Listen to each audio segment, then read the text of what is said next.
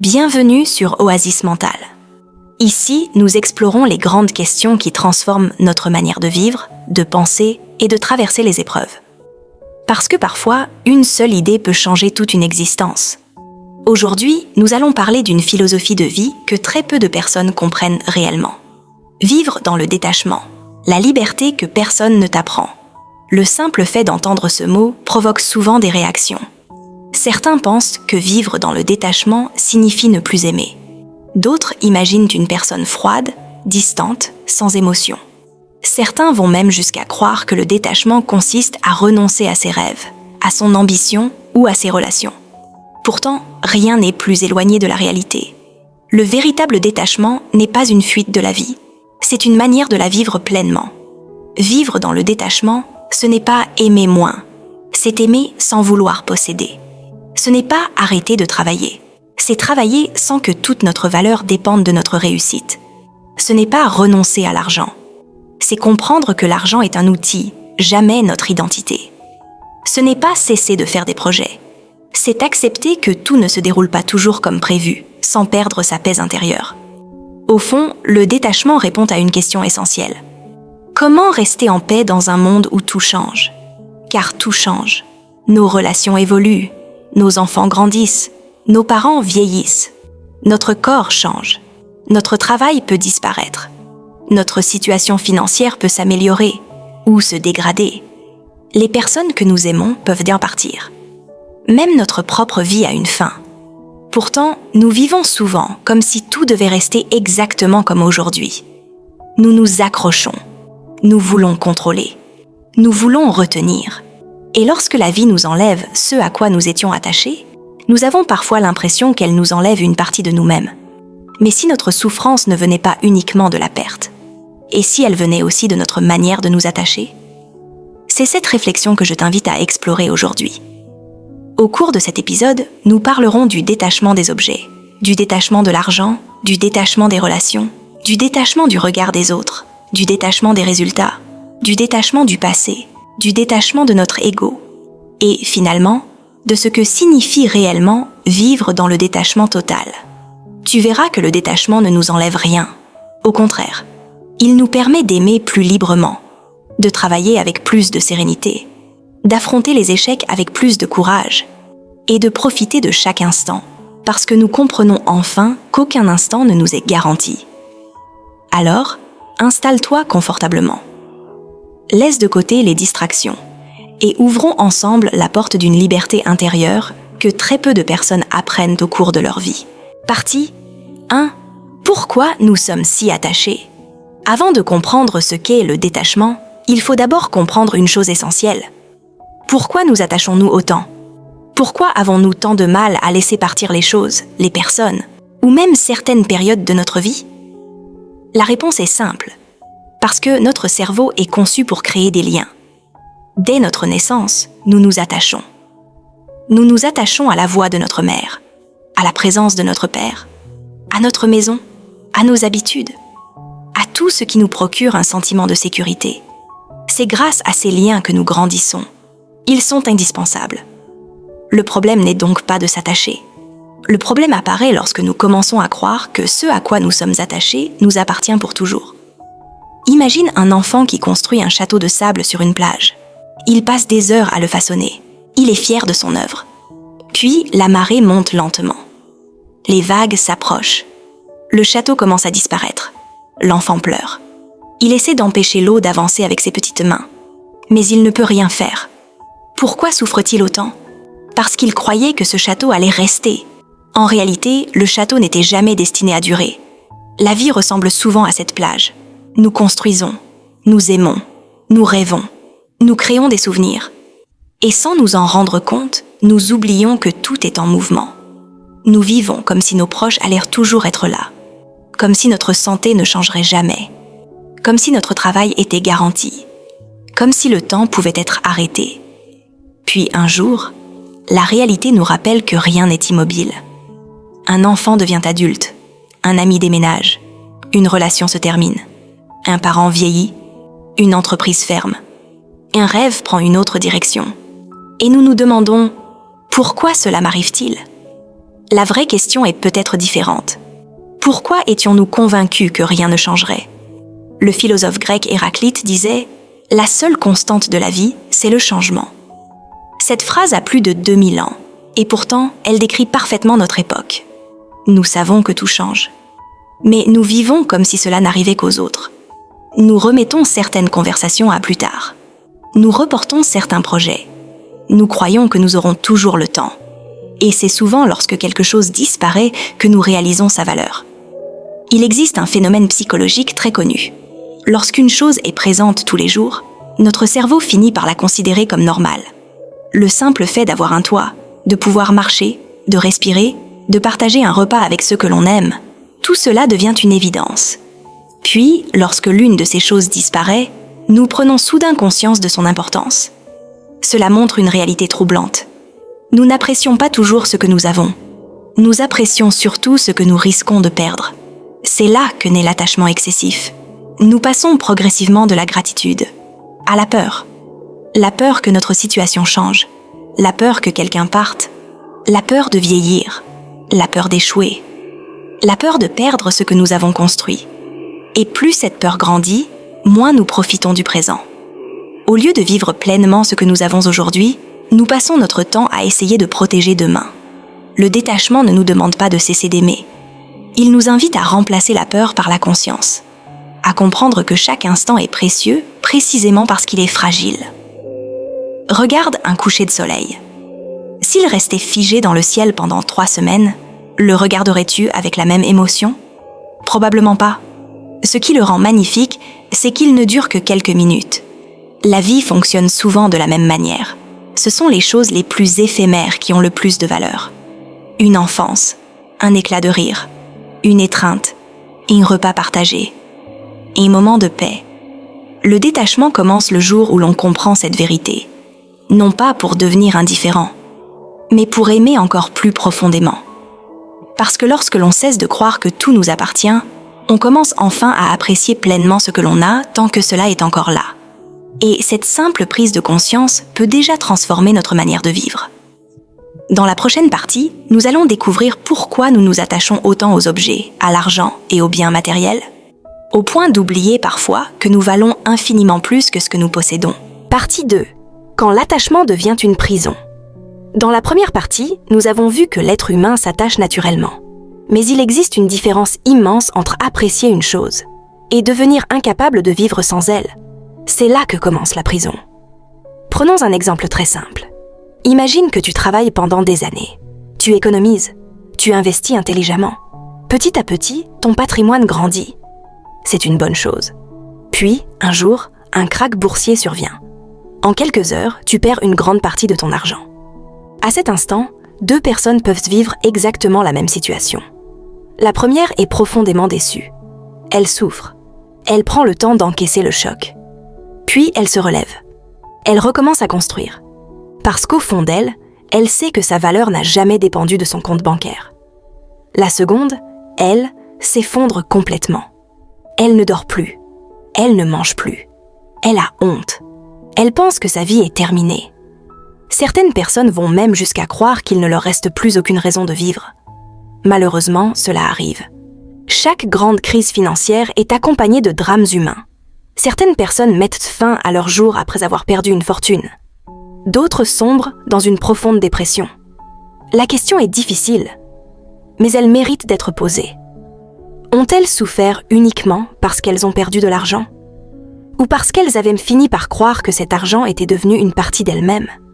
Lorsque notre identité fusionne avec ce que nous possédons, chaque perte ressemble à une mutilation.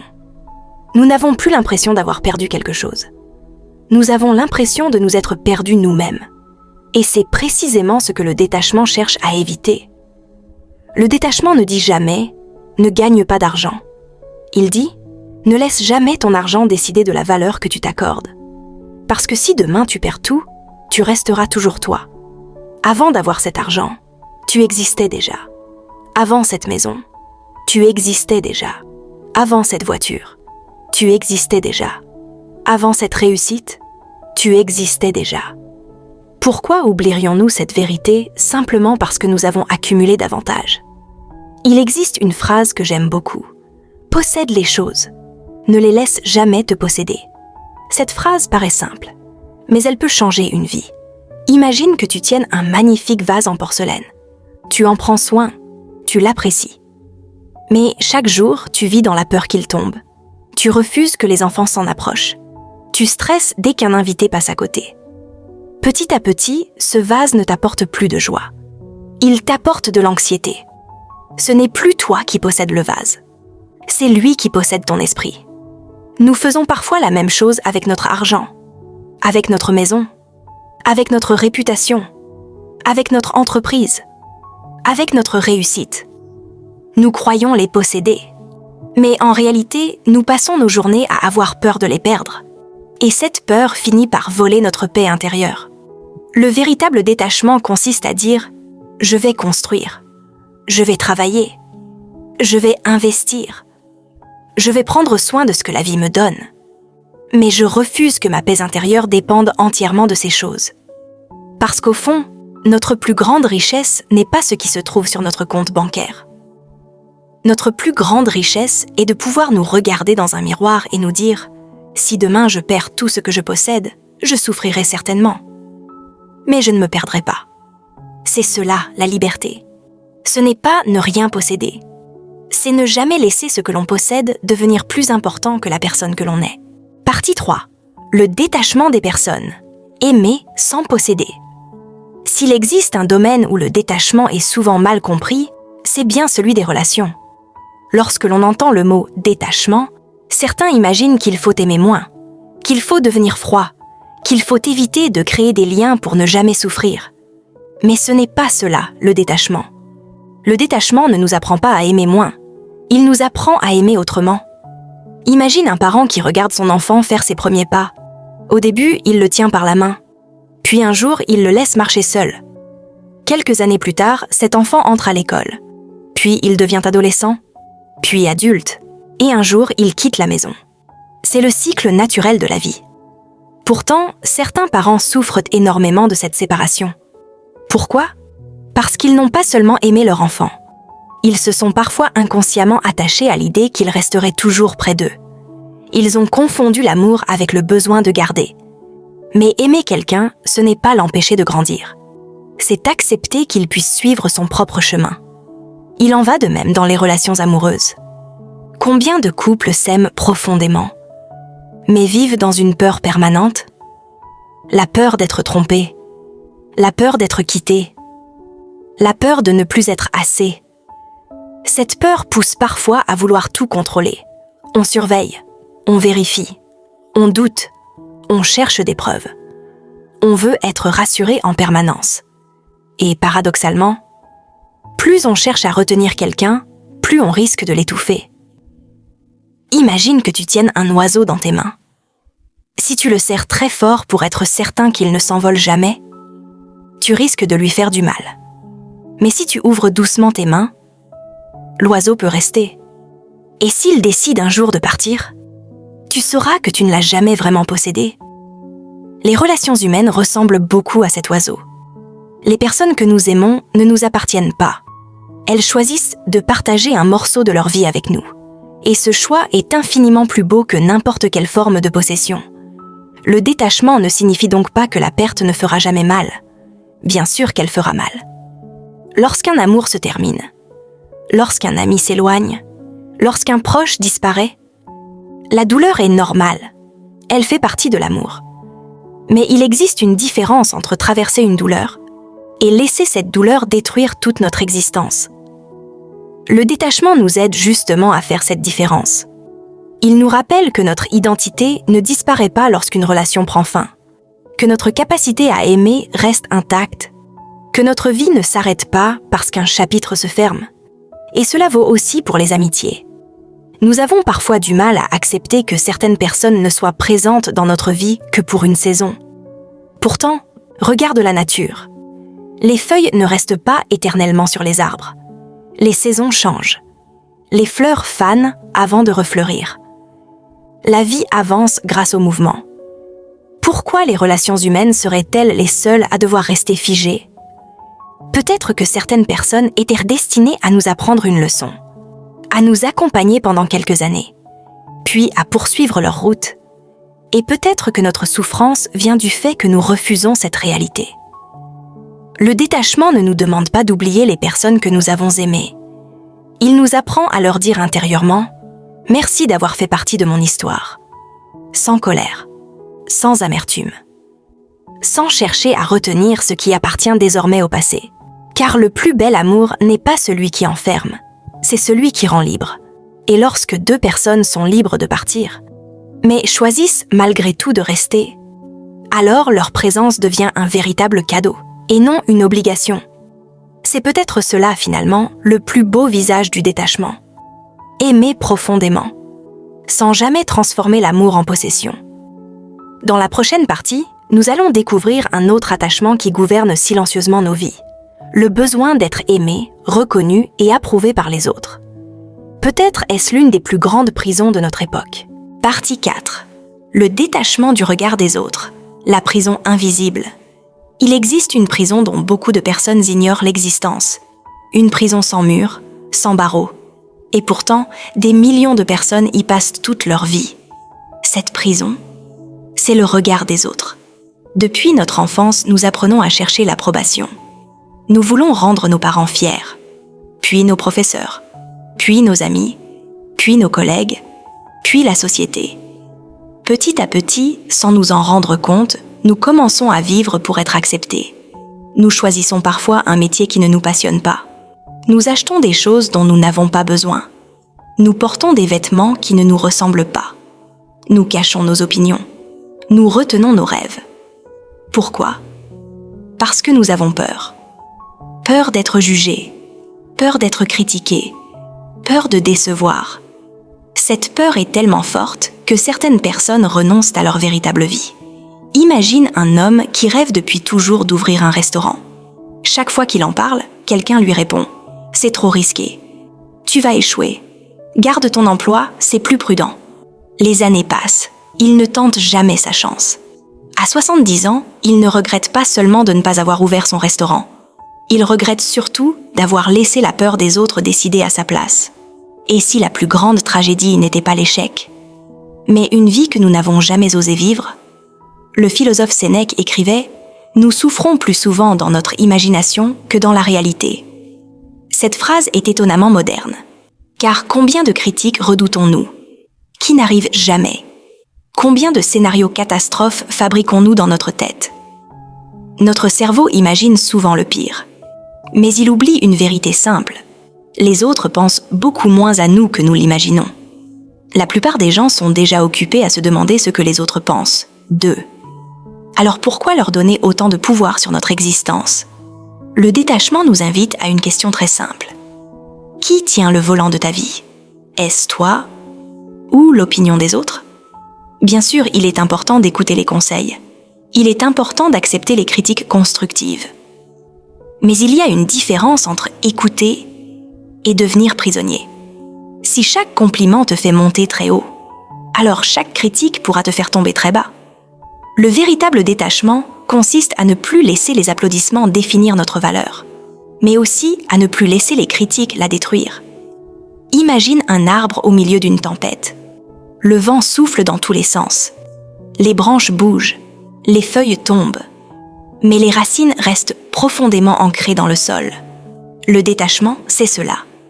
Les paroles des autres peuvent secouer nos branches, mais elles ne doivent jamais arracher nos racines. Parce que ta valeur ne dépend pas du nombre de personnes qui t'approuvent.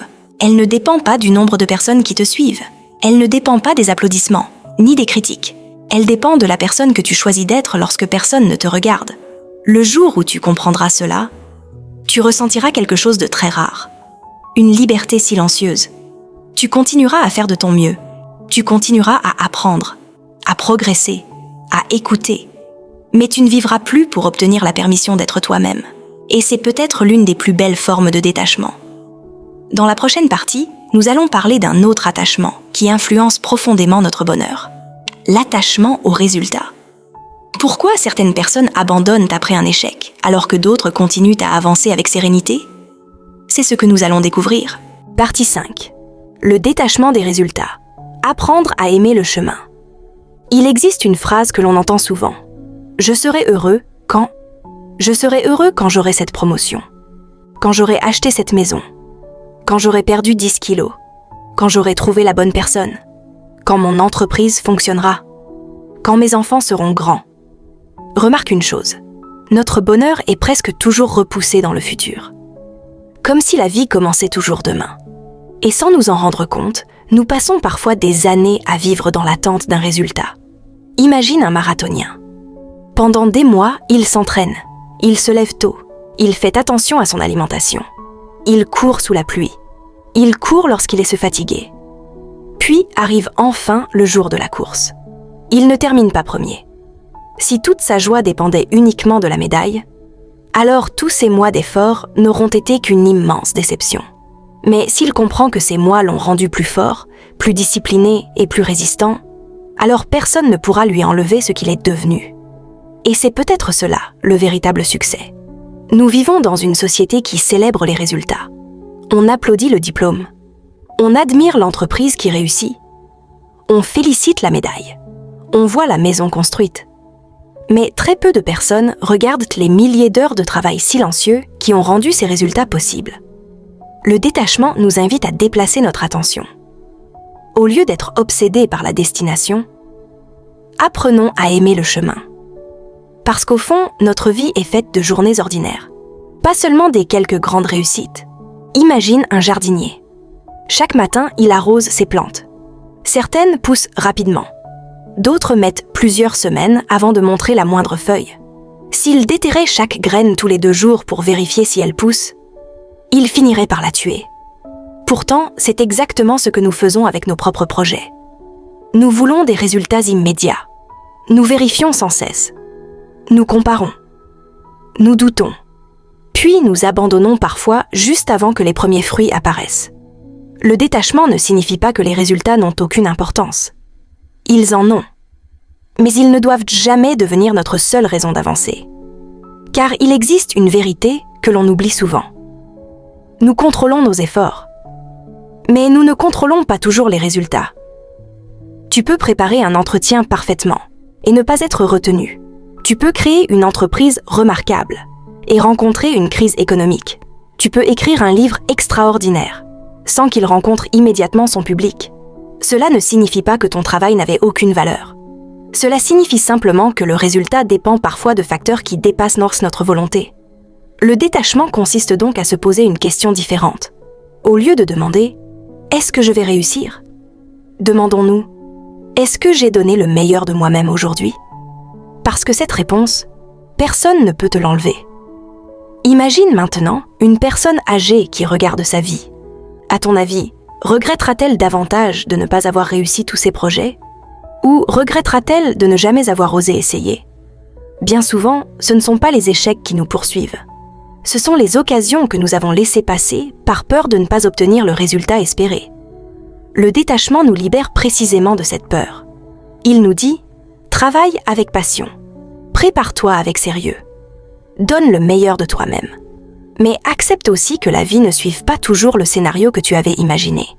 Car parfois, ce que nous appelons un échec aujourd'hui devient, des années plus tard, la meilleure chose qui pouvait nous arriver. Le détachement nous apprend à faire confiance au chemin, même lorsque nous ne voyons pas encore où il nous conduit. Et c'est peut-être là que réside la plus grande liberté. Faire de son mieux, puis accepter de lâcher prise sur ce qui ne dépend plus de nous. Dans la prochaine partie, nous allons explorer un attachement encore plus discret, mais incroyablement puissant, l'attachement au passé. Car tant que nous restons prisonniers de ce qui est déjà terminé, il devient très difficile de vivre pleinement le présent. Partie 6. Le détachement du passé. Apprendre à laisser partir ce qui n'existe plus. Il existe une phrase que l'on entend souvent. Si seulement j'avais pris cette décision. Si seulement je n'avais pas quitté cette personne. Si seulement je n'avais pas investi cet argent. Si seulement je n'avais pas fait cette erreur. Ces 2 mots, si seulement, ont le pouvoir de nous maintenir prisonniers pendant des années. Le passé possède une étrange capacité. Il n'existe plus. Et pourtant, il continue parfois à diriger notre présent. Imagine une personne qui conduit une voiture. devant elle se trouve un immense pare-brise. Et juste au-dessus, un petit rétroviseur. Le pare-brise est volontairement beaucoup plus grand. Pourquoi ? Parce que la route qui se trouve devant nous est bien plus importante que celle que nous avons déjà parcourue. Pourtant, certaines personnes vivent comme si elles conduisaient en regardant uniquement le rétroviseur. Elles revivent sans cesse leurs erreurs, leurs regrets, leurs blessures, leurs échecs, leurs humiliations. À force de regarder derrière elles finissent par manquer la route qui est juste devant. Le détachement nous invite à comprendre une vérité simple. Le passé peut nous enseigner, mais il ne doit pas nous gouverner. Il existe une différence entre apprendre d'une erreur et habiter dans cette erreur. Prenons un exemple. Une femme crée son entreprise. Elle y consacre des années de travail. Elle y met toutes ses économies. Puis un jour, l'entreprise fait faillite. À partir de ce moment-là, 2 chemins sont possibles. Le premier consiste à se répéter « Je suis un échec. Je n'ai plus confiance en moi. Je ne tenterai plus jamais rien. » Le second consiste à dire « J'ai perdu une entreprise, mais je n'ai pas perdu mes compétences. Je n'ai pas perdu mon courage. Je n'ai pas perdu tout ce que cette expérience m'a appris. » La faillite est la même, mais l'identité est différente. Et c'est souvent cette différence qui change une vie. Nous faisons parfois la même chose avec nos blessures. Une personne nous a trahis. Alors nous cessons de faire confiance à tout le monde. Une relation s'est terminée. Alors nous nous convainquons que nous ne serons plus jamais aimés. Nous laissons une expérience devenir une vérité générale. Le détachement nous rappelle que chaque chapitre n'est qu'un chapitre. Il ne représente pas tout le livre. Imagine que tu lises un roman.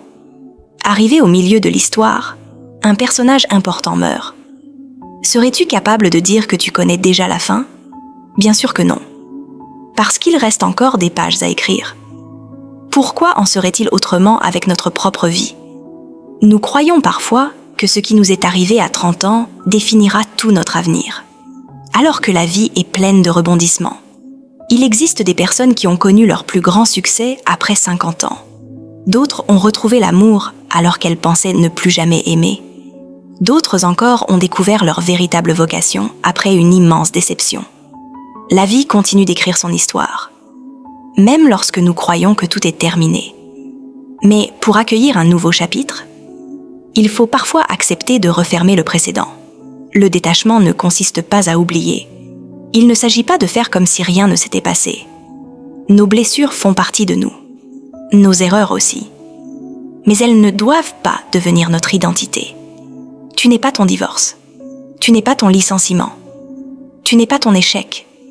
Tu n'es pas la pire décision que tu aies prise. Tu es une personne qui a vécu des expériences.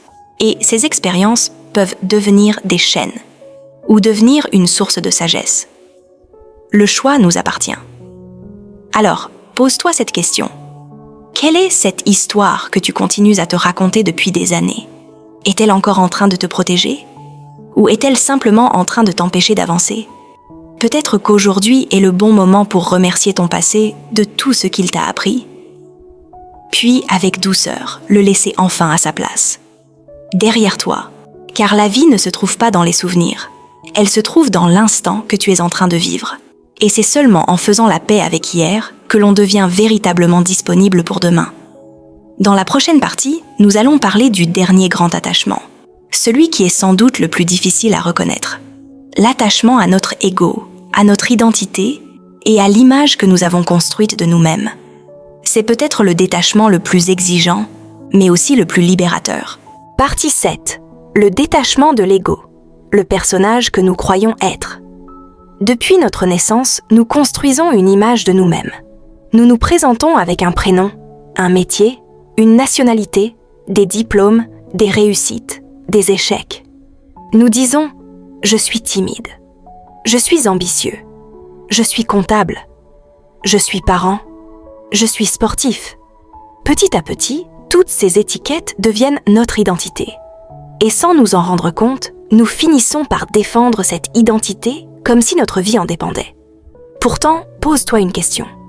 Qui serais-tu si l'on retirait tout cela ? Si demain tu changeais de métier, serais-tu une personne différente ? Si tu perdais ta maison, Aurais-tu perdu ce que tu es vraiment? Si plus personne ne connaissait ton nom, cesserais-tu d'exister? Évidemment que non. Pourtant, notre ego nous fait croire le contraire. L'ego n'est pas un ennemi. Il est une construction mentale. C'est cette petite voix qui veut toujours avoir raison, qui supporte mal d'avoir tort, qui compare, qui se justifie, qui cherche à prouver sa valeur, qui a besoin d'être reconnu. Nous l'avons tous. Et il nous protège parfois. Mais lorsqu'il prend toute la place, il devient une prison. Imagine deux collègues qui travaillent ensemble depuis plusieurs années. Au cours d'une réunion, l'un fait remarquer une erreur dans le travail de l'autre. Objectivement, cette erreur est réelle. Pourtant, la personne concernée se met immédiatement sur la défensive. Elle élève la voix. Elle cherche des excuses. Elle attaque en retour. Pourquoi une réaction aussi forte? Parce que son ego n'a pas entendu. Il y a une erreur dans ce dossier. Il a entendu « tu n'as aucune valeur ». Et c'est là toute la différence. Plus notre identité est fragile, plus chaque critique ressemble à une attaque personnelle. À l'inverse, une personne détachée de son ego peut dire très simplement « oui, je me suis trompée, merci de me l'avoir signalé ». Non pas parce qu'elle aime avoir tort, mais parce qu'elle sait qu'une erreur ne définit pas toute sa personne. L'ego aime les comparaisons. Il regarde toujours autour de lui. Pourquoi cette personne gagne-t-elle plus que moi? Pourquoi a-t-elle plus d'abonnés? Pourquoi est-elle plus admirée? Pourquoi réussit-elle plus vite? Et cette comparaison est sans fin. Car il existera toujours quelqu'un de plus riche, de plus beau, de plus intelligent, de plus célèbre. Si notre bonheur dépend de cette comparaison, nous serons condamnés à courir toute notre vie après une ligne d'arrivée qui recule sans cesse. Le détachement nous invite alors à changer complètement de regard. Au lieu de demander « suis-je meilleur que les autres ?», demandons-nous « est-ce que je deviens une meilleure version de moi-même qu'hier ?»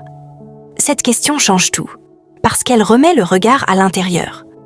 Et c'est peut-être là que commence la véritable paix. Le détachement de l'ego ne signifie pas manquer d'ambition. Il signifie simplement que notre valeur ne dépend plus de notre statut, de notre titre ou de l'image que nous projetons. Lorsque nous cessons de vouloir prouver constamment quelque chose au monde, une énergie immense se libère. Nous pouvons enfin consacrer cette énergie à vivre, à apprendre et à grandir. Et c'est précisément cette liberté intérieure qui nous conduit à la dernière étape de notre voyage.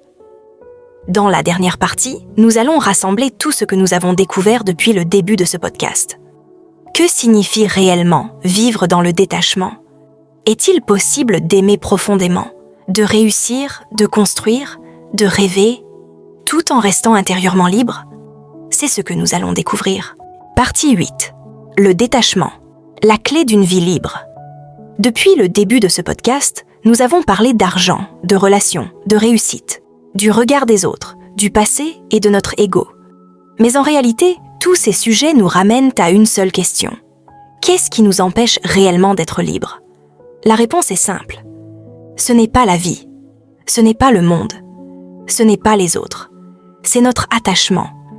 Nous nous attachons à des choses qui, par nature, sont faites pour changer. Nous nous attachons à notre jeunesse, alors que le temps transforme chaque visage.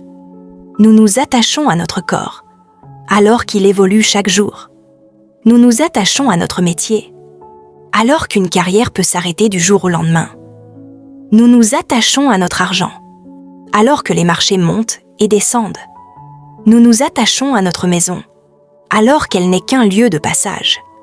Nous nous attachons même à notre nom, à notre statut, à notre réputation, comme si toutes ces choses définissaient qui nous sommes. Mais réfléchis quelques instants. Avant d'obtenir ton premier diplôme, tu existais déjà. Avant ton premier salaire, tu existais déjà. Avant cette relation, avant cette maison, avant cette voiture, avant cette réussite, tu existais déjà. Alors pourquoi croire que tu cesserais d'être toi si un jour tu les perdais? Le détachement nous invite à retrouver cette personne. Cette personne qui existait avant toutes les étiquettes, avant toutes les comparaisons, avant toutes les attentes. Parce qu'au fond, nous passons une grande partie de notre vie à défendre un personnage. Un personnage construit par notre histoire, par notre famille, par notre éducation, par la société, par les réseaux sociaux. Nous voulons donner l'image d'une personne forte, d'une personne intelligente, d'une personne qui réussit. Mais pendant que nous essayons d'entretenir cette image, nous oublions parfois de vivre. Le détachement, c'est avoir le courage de déposer ce masque, d'accepter de ne pas être parfait, d'accepter de changer d'avis, d'accepter de ne pas toujours réussir, d'accepter de ne pas toujours être compris, car il existe une immense différence entre être quelqu'un et essayer constamment de paraître quelqu'un. Le premier vit, le second joue un rôle, et il est impossible de trouver une paix durable lorsque l'on passe sa vie à protéger un personnage. Puis vient un autre piège. Les croyances limitantes. Elles sont silencieuses. Elles ne crient jamais. Elles murmurent. Tu n'es pas capable. Tu es trop vieux. Tu es trop jeune. Tu n'es pas assez intelligent. Les gens comme toi ne réussissent jamais. Tu n'y arriveras pas. À force de les entendre, nous finissons par les prendre pour des vérités, alors qu'elles ne sont souvent que des phrases répétées depuis des années. Le détachement, c'est aussi apprendre à observer ses pensées sans leur obéir. Une pensée n'est pas un ordre. Une peur n'est pas une prophétie. Une croyance n'est pas la réalité. Tu peux choisir d'écrire une autre histoire. Tu peux décider que ton passé ne sera plus ton avenir. Tu peux décider que les préjugés des autres ne définiront plus ta vie.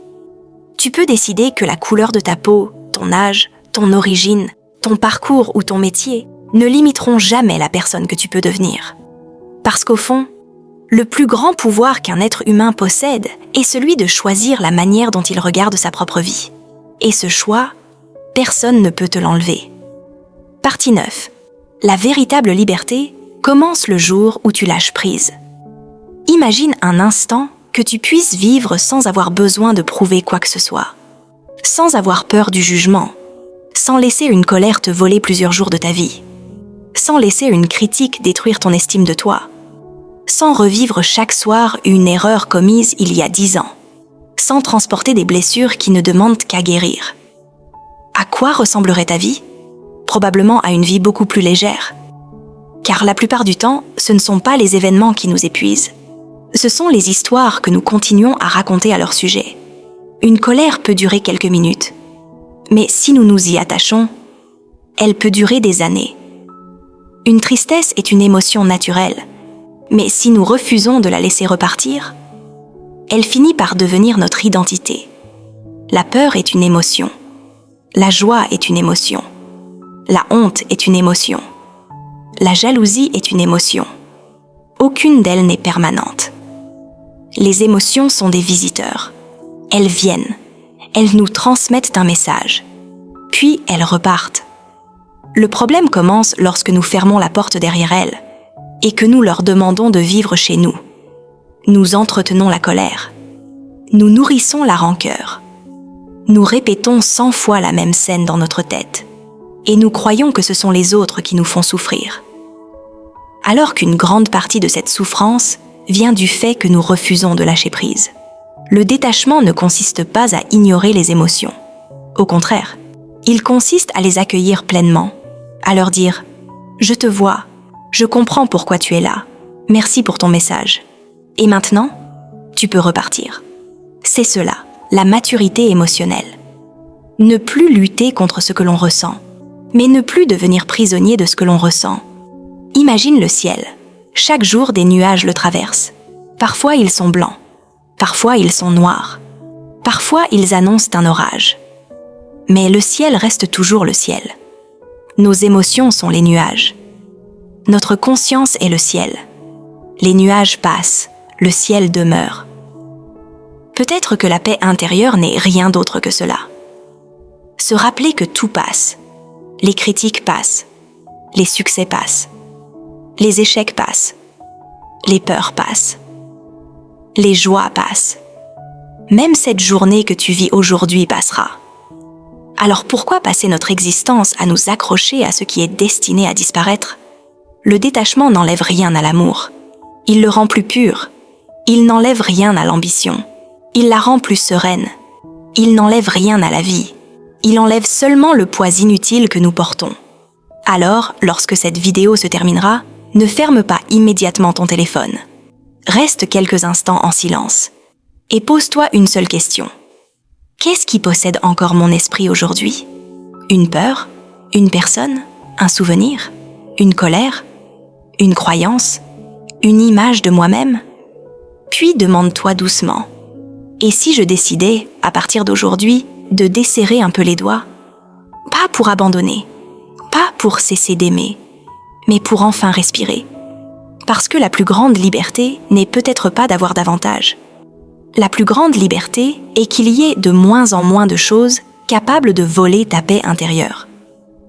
Merci d'avoir partagé ce moment sur Oasis Mental. Si cette réflexion t'a aidé à voir la vie autrement, alors je t'invite à rejoindre cette communauté en t'abonnant. Ici, nous ne cherchons pas simplement à accumuler des connaissances. Nous cherchons à transformer notre manière de penser, à retrouver la paix intérieure et à construire une vie plus consciente, plus libre et plus profonde. Et souviens-toi toujours de cette phrase. Le bonheur ne commence pas lorsque tu possèdes enfin tout ce que tu désires. Il commence lorsque plus rien de ce que tu possèdes ne possède ton esprit. À très bientôt sur Oasis Mental.